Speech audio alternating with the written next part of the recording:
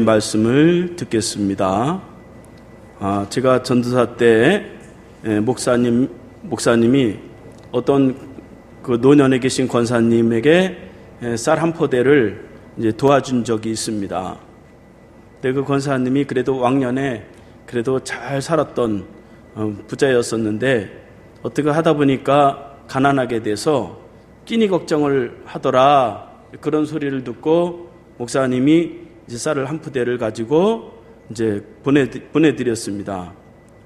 목사님은 진짜 사랑하는 마음을 가지고 어렵게 사니까 도와줘야 되겠다, 이제 그렇게 보내드렸는데 그 권사님이 교회를 나오지 않으셨어요.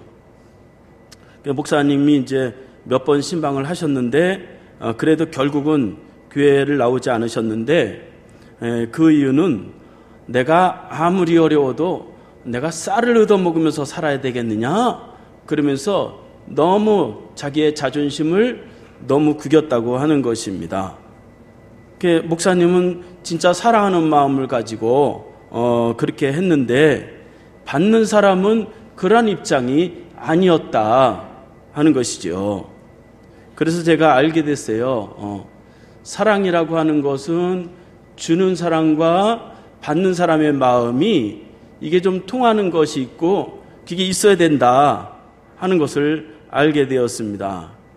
그러니까 상대방을 잘 알지 못하는 상태에서 사랑한다고 막 내 마음대로 막 했는데 그것이 도리어 나에게도 상처가 되고 다른 사람에게도 상처가 되는 경우들이 많이 있습니다. 요즘 나이 많으신 어르신들이 말이죠, 그 젊은 사람들을 위한다고 사랑한다고 불러놓고 막 얘기하시잖아요. 요즘 그 젊은 사람들이 그런 거 별로 안 좋아합니다. 그 어르신들은 사랑한다고 말을 하지만 듣는 사람은요, 그거를 듣고 있으면서 아이고 또 이제 옛날 얘기 또 하시네, 그러고서 막 짜증을 내요.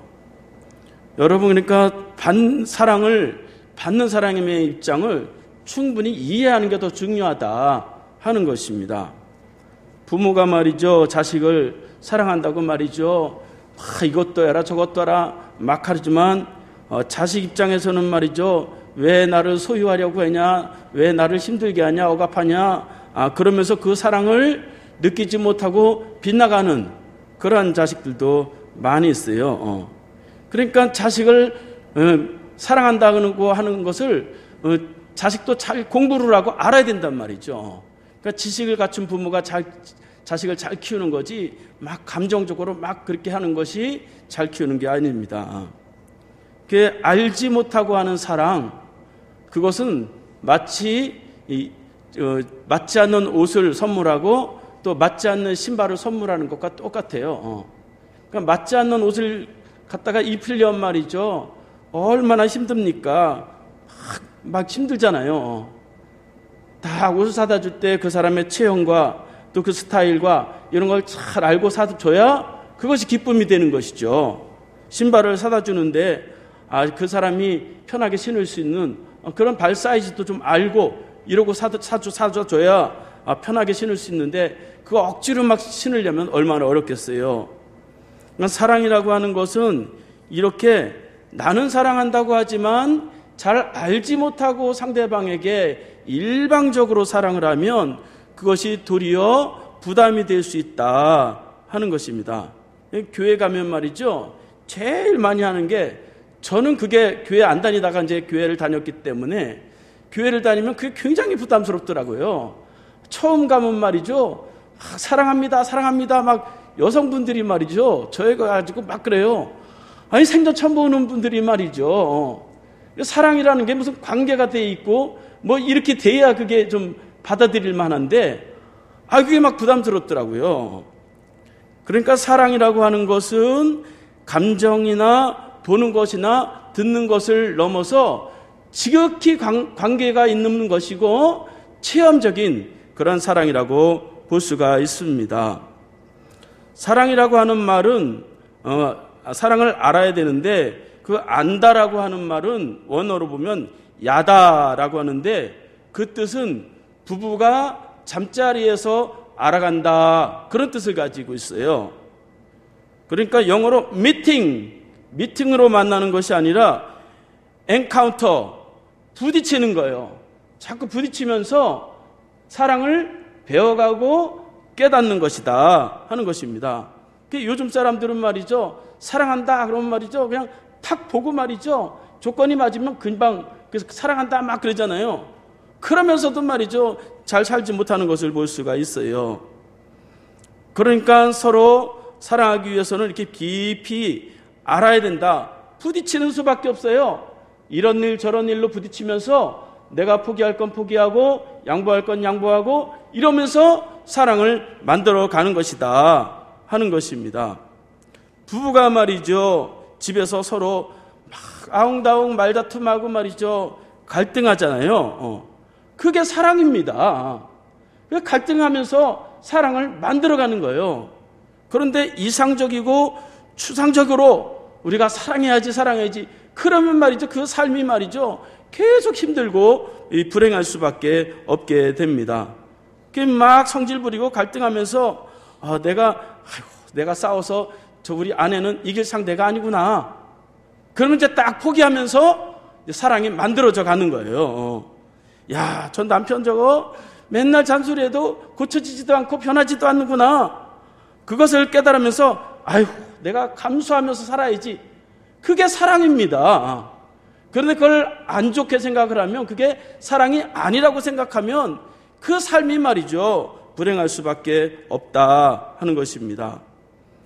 오늘 요한은 이 성도 간의 교회 안에서 사랑을 어떻게 사랑해야 되느냐 하는 것을 말씀하고 있습니다. 요한 1서는 요한이 아시아에 흩어져 있는 성도들에게 보낸 그런 편지입니다. 그 요한의 이름의 뜻은 하나님은 사랑이시다, 그런 뜻을 가지고 있어요. 그래서 요한은 사랑이 풍부한 그러한 사람이었어요. 근데 원래는 그런 사람이 아니었어요. 원래는 야고보와 요한이 그 세베대의 아들로 높아지려고 막 경쟁이 심하고 막 그런 사람이었는데, 예수님을 따라다니면서 예수님의 희생적인 그러한 죽음과 사랑을 보면서 그가 자기가 사랑의 사람으로 그렇게 바뀌게 되는 것을 볼 수가 있습니다. 그 요한의 그 사랑의 사도 그 요한이 성도들의 사랑이 어떻게 이루어져야 되느냐 하는 것을 말하고 있는 것입니다. 그 요한 1서가 기록할 당시는 기원 후 90년대인데 로마의 티투스 장군에 의해서 이스라엘은 멸망하고 교회는 사라져가고 성도들은 뿔뿔이 다 흩어졌을 때 이 요한이 흩어져 있는 그러한 성도들에게 이제 믿음을 우리가 다 지켜야 된다 그러면서 편지를 보냈는데, 그 핵심은 뭐냐? 서로가 하나로, 사랑으로 하나가 되어야 된다. 그래야 이 어려운 때에 믿음을 지킬 수 있다. 그런 메시지를 보내고 있는 것이라고 할 수가 있습니다. 그래서 오늘 우리가 읽은 말씀 가운데 사랑하기 위해서는 추상적이고 감정적인 그런 사랑이기보다는 깊이 알아야 된다라고 하는 말로 이렇게 이제 요한은 사랑을 정리하는 것을 볼 수가 있어요. 그래서 사랑이라고 안다라고 하는 단어가 4번이나 그렇게 반복하는 것을 볼 수가 있어요. 그래서 사랑하기 위해서는 알아야 돼요. 사랑하기보다 아는 게 먼저입니다. 옆 사람과 인사 한번 합시다. 아는 것이 사랑입니다. 많이 알면 많이 진짜 사랑하게 돼 있어요. 그런데 우리가 예수를 믿으면서 성도가 무엇을 알아야 되느냐? 오늘 말씀을 통해서 3가지만 살펴보겠습니다. 첫 번째로 따라하겠습니다. 하나님을 알아야 사랑할 수 있습니다. 7절을 다 함께 읽겠습니다. 시작.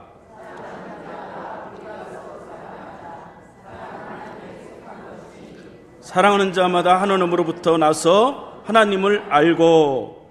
요한은 성도 간의 사랑을 말할 때에 내가 사랑하라 그렇게 말하지 않고 우리가 서로 사랑하자 그렇게 말씀합니다.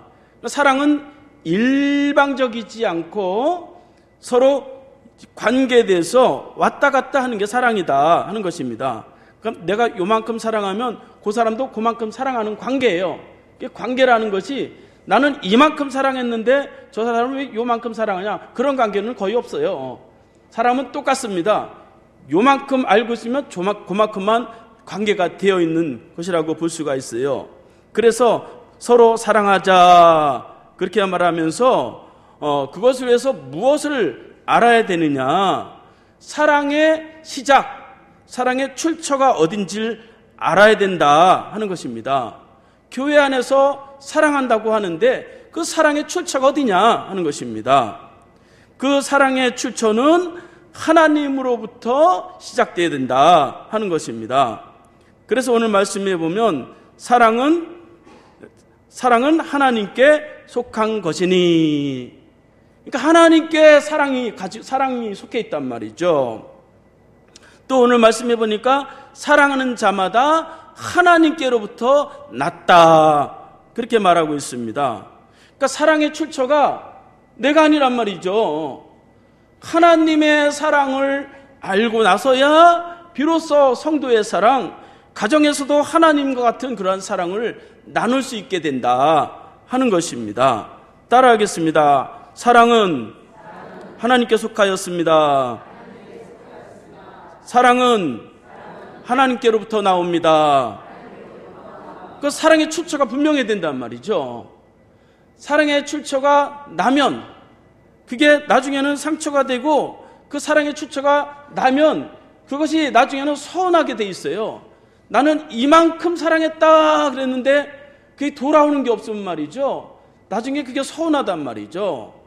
그게 왜 그러냐? 상처는 그 사랑이 내 사랑, 나는 사랑이 많어, 그래가지고 나는 이만큼 사랑했어, 그러니까 나중에 그것이 상처가 될 수밖에 없다 하는 것입니다. 그래서 요한은 그 사랑이, 교회 안에서의 사랑이 누구에게 속하였고 누구에게서 나오느냐, 그것은 사람에게서 먼저 나오는 것이 아니라 하나님으로부터 나오고 하나님께 속하였다 그렇게 말씀하고 있는 것입니다. 그러니까 하나님께서 나왔으니까 사랑에도 돌아오는 게 없어도 괜찮아요. 하나님의 사랑은 많이 받았으니까, 무조건적인 그러한 사랑이니까 돌아오는 게 없어도 내가 사랑하는 거 그거 하나로 그냥 만족하고 살아가는 것입니다. 그래서 하나님이 나를 사랑하는 것을 알고 우리가 사랑을 받은 자로 그렇게 살아가야 된다 하는 것입니다. 그래서 8절 말씀해 보면 8절을 다 함께 읽겠습니다. 시작. 사랑하지 아니하는 자는 하나님을 알지 못하나니 이는 하나님은 사랑이라. 하나님을 사랑한다, 하나님을 믿는다, 그 뜻은 뭐냐? 내가 하나님을 많이 안다, 그런 뜻입니다. 그러니까 인간적인 그러한 사랑은 말이죠, 다 사람은 원래 태어나기를 자기 사랑받는, 사랑을 어떻게 하면 내가 더 많이 받을까, 그렇게 태어난단 말이죠. 그래서 사람은 아무리 사랑이 많은 사람도 계산적이고 이긴적이고 조건을 따지고, 그게 사람입니다. 그래서 예뻐야 사랑하고, 잘나야 사랑하고, 능력이 많아야 사랑하고, 공부도 잘해야 사랑하고, 착해야 사랑하고, 그게 다 인간적인 그러한 사랑입니다. 그런데 하나님의 사랑은 그렇지 않단 말이죠. 조건을 따지는 사랑을 필레오 사랑, 그렇게 말을 해요. 그러니까 사랑한다고 하는 것도 무서운 거예요. 나중에 그거 다 따지게 되니까. 그래서 사랑한다고 막 다가오는 사람도 어느 때는 무서울 때가 있어요. 이거 이렇게다가 또 상처 주는 거 아닌가 이래가지고 말이죠. 그러나 하나님의 사랑은 무지한 자를 능력 있게 하시고, 죄 많은 자를 거룩하게 하시고, 천한 자를 불러서 하나님의 백성, 귀한 하나님의 백성으로 삼으시는 그러한 하나님의 사랑이다 하는 것입니다. 하나님은 우리의 부족함도 아시고 우리의 형편을 다 아시는, 알고 있는 그러한 사랑, 조건 없는 그러한 사랑, 그것을 아가페 사랑이라고 말을 합니다. 아무런 조건이 없이 우리를 사랑하시고 우리를 축복하시는 그러한 하나님이시다 하는 것입니다. 우리의 형편과 처지를 다 아신다. 그거를 믿는 순간 하나님을 사랑하는 마음이 생기게 됩니다. 시편 139편 1절에서 4절을 다 함께 읽겠습니다. 시작. 여호와여, 주께서 나를 살펴보셨으므로 나를 아시나이다. 주께서 내가 앉고 일어섬을 아시고 멀리서도 나의 생각을 밝히 하시오며 나의 모든 길과 내가 눕는 곳을 살펴보셨으므로 나의 모든 행위를 익히 아시오니 여호와여, 내 혀의 말을 알지 못하는 것이 하나도 없나이다. 하나님은 우리의 모든 형편을 다 아신단 말이죠. 우리가 잘못 살았던 거, 죄 가운데 있었던 거, 실수했던 거, 무능했던 거, 그런 걸 다 아시면서도 하나님 우리를 사랑하시고 축복하시는 분이다. 믿으시기 바랍니다. 믿어야 하나님의 축복이 우리에게 이루어진다 하는 것입니다. 하나님은 조건을 가지고 하나님께 나가는 것이 아니다 하는 것입니다. 그래서 나는 하나님의 사랑받는 자다, 그런 마음이 우리에게 얼마나 중요한지 몰라요. 아이고, 내가 이러다가 나는 심판받아서 지옥 가는 거 아닌가? 예수 믿으면서 그런 마음 갖지 마세요. 사랑받는 자의 마음을 가지시기 바랍니다. 10절 말씀을 다 함께 읽겠습니다. 시작. 사랑은 여기 있으니 우리가 하나님을 사랑한 것이 아니요 하나님이 우리를 사랑하사 우리 죄를 속하게 하여 화목제물로 그 아들을 보내셨습니다. 우리가 하나님을 사랑하기 전에 먼저 하나님이 이 나 같은 자를 불렀단 말이죠. 이 나를 사랑해 주셔서 왜 사랑하는지 모른단 말이죠. 아무리 따져봐도 사랑받을 구석이 없는데 하나님이 나를 사랑해 주셨다. 이게 얼마나 말이죠, 하나님 앞에 큰 은혜이고 축복인지 몰라요. 사랑을 받는 자, 그게 중요하단 말이죠. 우리 자녀들도 말이죠, 부모가 나를 사랑한다, 그런 마음이 흔들리지 않게 그렇게 양육을 해야 돼요. 조금 잘하면 막 잘하는 것 같고 조금 못하면 확 화를 내고, 그런 말이죠. 애들이 온전히 잘할 수 없어요. 끝까지 부모의 사랑은 하나님 사랑과 거의 비슷해요.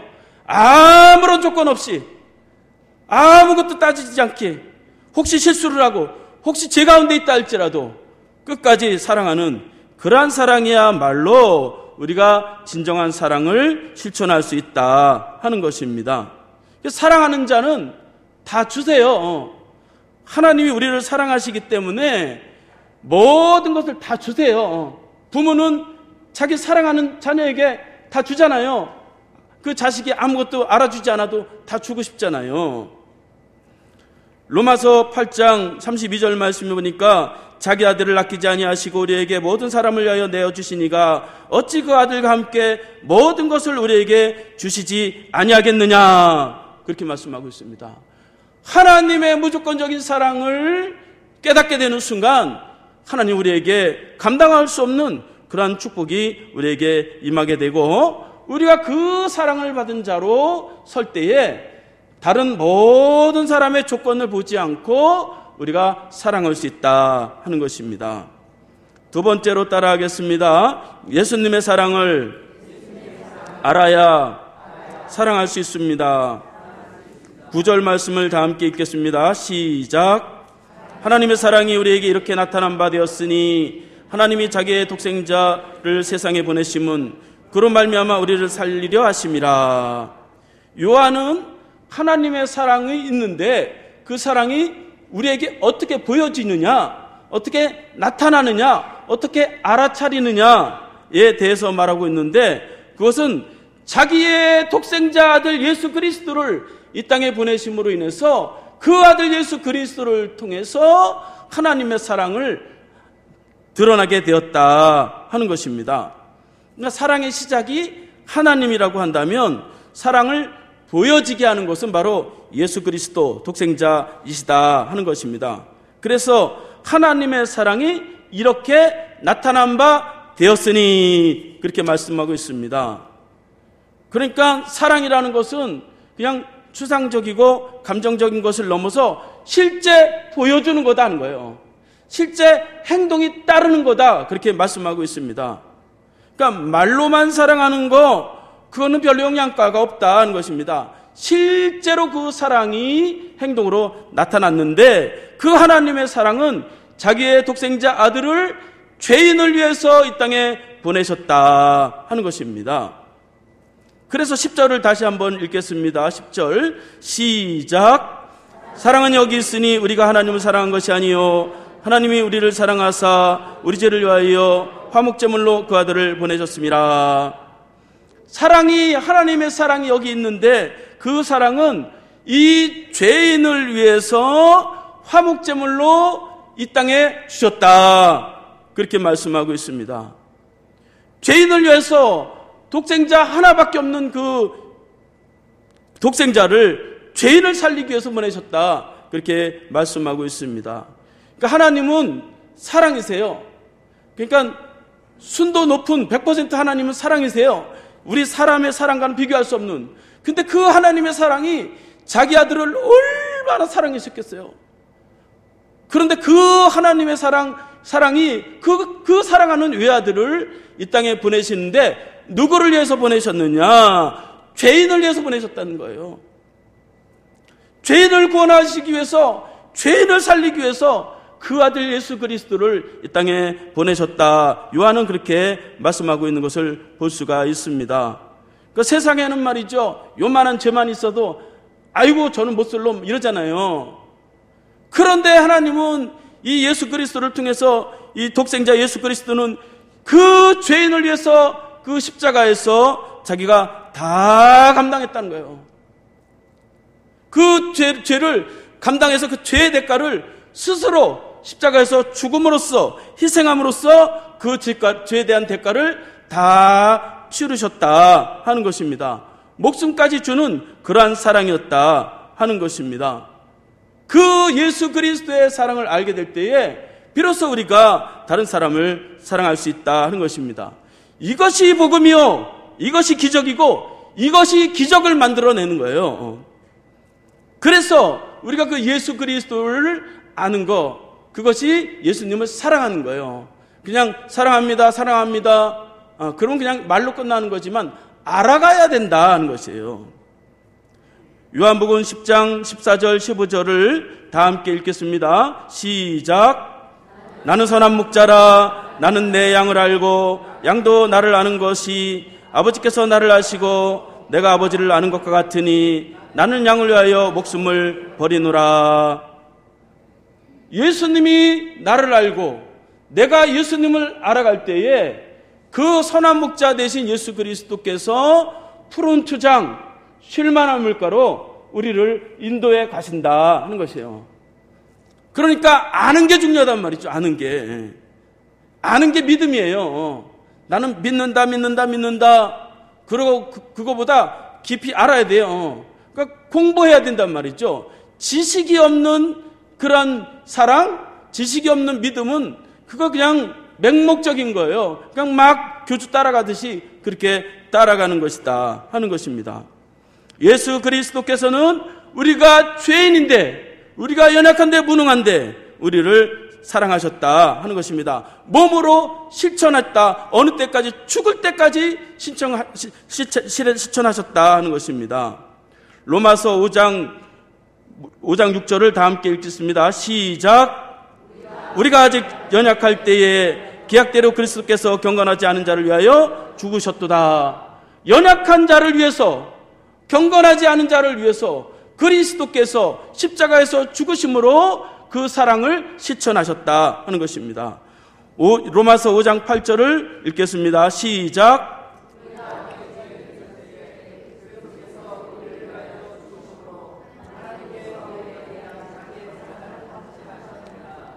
그리스도께서 우리를 사랑하시는데 언제 사랑하셨느냐?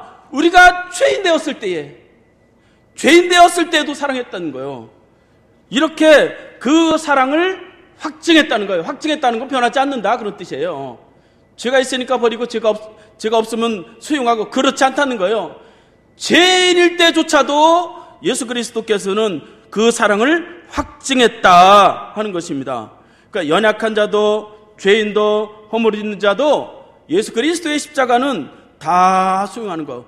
그래서 누구든지 예수 안에서는 소망이 있는 거예요. 세상에서 아무 소망이 없는 사람이라 할지라도 그리스도 안에서는 누구나 다 소망이 있다 하는 것입니다. 그 사랑을 통해서 우리가 하나님 앞에 형제를 사랑하고 성도를 사랑하는 것이다 하는 것입니다. 12절을 다 함께 읽겠습니다. 시작. 어느 때나 하나님을 본 사람이 없으되 만일 우리가 서로 사랑하면 하나님이 우리 안에 거하시고 그의 사랑이 우리 안에 온전히 이루어지느니라. 하나님은 안 보이시는데 그 하나님의 사랑, 예수 그리스도의 그 죽음, 희생의 사랑을 우리가 가지고 실천할 때에 하나님이 있구나, 그거를 다른 사람들이 알아차린다는 것이죠.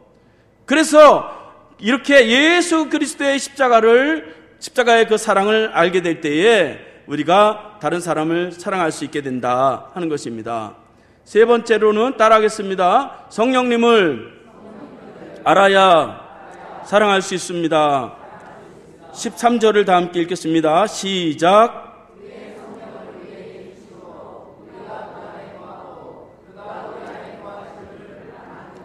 요한은 하나님의 사랑, 그리스도의 그 십자가의 사랑을 우리에게 어떻게 적용을 시키느냐, 성령님이 마음에 임재하셔서 그것을 느끼게 하시고 깨닫게 하시고 알도록 그렇게 하신다, 그렇게 말씀하고 있습니다. 그러니까 우리가 하나님의 사랑을 내가 알아봐야 되겠다 해서 쉽게 알아지지가 않아요. 지식은 채워지지만 가슴이 채워지지를 않아요. 그리스도의 십자가의 사랑 공부를 열심히 해서 그 십자가에 대해서 공부를 많이 해봐야 되겠다, 지식은 알 수 있어요. 그러나 그 사랑이, 사랑이라는 게 지식이 아니잖아요. 느껴져야 되잖아요. 그 느껴지게 하는 것이 바로 성령님이 하신다 하는 것입니다. 하나님의 사랑, 그리스도의 사랑에 중매쟁이 역할을 한다 하는 거예요. 여러분, 두 사람이, 남녀가 결혼할 때 중매쟁이가 그 나쁜 거 얘기 안 하잖아요. 이 남자는 말이지 학벌도 좋고 뭐 얼굴도 잘생기고 가문도 좋고 능력도 있고 뭐 막 그러잖아요. 또 이 여자는 말이죠, 소개하면서 직장도 다니고 지혜롭고 말이죠, 얼마나 말이죠, 시댁에 아주 잘할 거다. 그래서 결혼해보면 그렇지 않잖아요. 그러니까 중매쟁이가 중요한데, 성령님은 우리의 부족함도 아시는데 하나님 앞에 중매쟁이 역할을 잘해서 우리가 하나님의 사랑을 느낄 수 있도록 그렇게 하신다 하는 것입니다. 우리를 다 하신다는 거예요. 로마서 8장 27절을 다 함께 읽겠습니다. 시작. 마음을 살피시는 이가 성령의 생각을 아시나니 이는 성령이 하나님 뜻대로 성도를 위하여 강구하심이니라. 성령님이 우리의 연약함도 다 아시고 우리의 부족함을 다 아시는데 우리를 위해서 마음으로 하나님의 사랑을 알도록 막 감동을 주시는 거예요. 내가 이렇게 부족한데, 내가 죄인인데도 내가 하나님의 사랑을 받는 자구나. 그렇게 깨닫게 되는 것은 성령님이 감동을 주신 거예요. 성령님이 깨닫게 하시는 것입니다. 그래서 그러한 사랑을 가지고 우리가 이 땅에서 이제 형제 사랑, 성도의 사랑을 해야 된다 하는 것입니다. 육신적인 사랑, 그거는 한계가 다 있어요. 그것이 부부의 사랑, 뭐 부모와 자녀의 사랑이라 할지라도, 뭐 친한 친구의 사랑이라 할지라도, 육신적인 것은 그 한계가 있어서 한번 잘못되면 확 돌아가게 돼 있어요. 육신적인 것이 조건이 흔들려 버리면 그 사랑조차도 흔들려 버립니다. KBS 다큐로 남녀 간의 사랑을 주제로 과학적으로 연구한 다큐가 있었어요. 어떤 젊은 남녀가 이제 마음에 들어서 사랑에 빠져요. 그런데 사랑의 힘이 얼마나 많은지, 사랑에 빠지자마자 삶이 막 시들시들했던 이 남녀가 막 활력이 막 넘치고 표정이 일단 밝아져요. 막 기쁨이 막 넘치고. 그리고 말이죠, 상대와 전화 통화를 하면 막 심장이 쿵쿵쿵 뛰면서 막 기대감이 있고 막 소망이 막 넘쳐요. 그래서 집에서도 직장에서도 이제 보면은 그 생각만, 사랑하는 사람만 생각하는 거예요. 그래서 이제 과학적으로 보니까 몸에서 도파민이 나와가지고 그 쾌락과 행복감과 그 황홀감을 사랑할 때 느끼게 된다는 것입니다. 그래서 사랑하면 과학적으로도 큰 유익이 있다는 거예요. 그건 에로스의 사랑. 그런데 말이죠, 그 에로스의 사랑은 그렇게 계속되지 못하다는 거예요. 90일이 지나면서 그 사랑이 점점 시들시들해지더라는 거예요. 전화를 하도 많이 하다 보니까 아이쿠, 전화요금이 100만 원 나왔네. 그러면서 이제 부담이 되기 시작을 했어요. 외식비를 보니까 30만 원 외식비가 들어갔네? 그러면서 부담을 느끼기 시작하고 돈 걱정이 됩니다. 그런데 카페에 앉아 있는데 문이 딱 열리는데 자기가 사랑하는 남자보다 더 멋진 남자가 들어오는 거예요. 그러니까 이 여자가 마음이 막 흔들려요. 또 남자도 다른 여자 90일이 지나면서부터 그 여자보다 또 다른 여자가 지나가니까 그 여자를 바라보기 시작을 해요.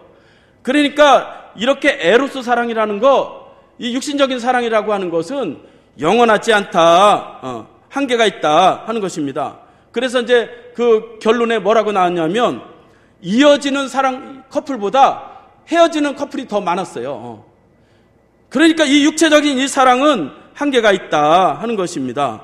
그래서 우리는 그런 육체의 사랑만을 추구하는 것이 아니다 하는 것입니다.